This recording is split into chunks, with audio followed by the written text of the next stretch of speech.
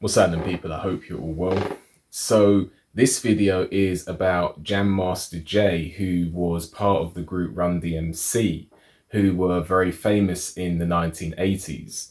And I remember hearing about Run DMC when I was maybe 11 or 12 years old. But at that point, Jam Master Jay had already passed away. Now, two people have been found guilty in the murder of Jam Master Jay. And so I'm going to read the article, and it's from the BBC, which I'm going to put a link for in the description. And the article reads, Jam Master Jay, godson and childhood friend guilty of Run DMC star's murder. The godson and a childhood friend of Run DMC star Jam Master Jay have been convicted of his murder in New York City more than 2 decades later. Carl Jordan Jr. 40 and Ronald Washington 59 targeted the musician at his recording studio after being cut out of a drug deal, the trial heard. The hip-hop pioneer, real name Jason Mizell, was 37 when he was shot dead in Queens on 30 October 2002. Jordan and Washington now face 20 years to life in prison. Y'all just killed 2 innocent people, Washington yelled at the jury after the guilty verdict, according to the Associated Press. Jordan's supporters also began shouting and cursed the jury. Mizell formed Run DMC with friends Joseph Simmons and Daryl McDaniels, all of whom grew up in Hollis neighborhood in New York borough of Queens. The group became one of the most influential hip-hop acts of all time and had a string of hits in the 1980s, including tracks such as It's Tricky, It's Like That, and Aerosmith collaboration Walk This Way. Although the group was publicly against drug use and made anti-drug public service announcements, Mizell turned to cocaine trafficking as their popularity began to fade in the 1990s. Prosecutors said Jordan, Mizell's godson, and Washington, a childhood friend who was staying with Mizell's sister, thought they would be part of a drug deal worth nearly $200,000 and were angered when they were cut out. During a 4-week trial, defense lawyer Isra Spilkey called the prosecution's account of events one version of many. The defense also challenged the accuracy of eyewitness testimony after so many years. But prosecutors called dozens of witnesses, including forensic evidence, and said the accused carried out an execution that was motivated by greed and by revenge. Although the 2 defendants had been suspected in the case for years, the murder remained unsolved before they were charged by federal prosecutors in 2020.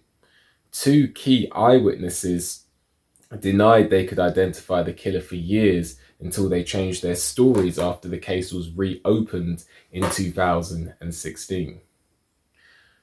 Uriel Tony Rincon testified that he was playing a video game with Mizell when Jordan walked into the room, shook hands with the hip-hop star, and then started shooting. And then I see Jay just fall, he said.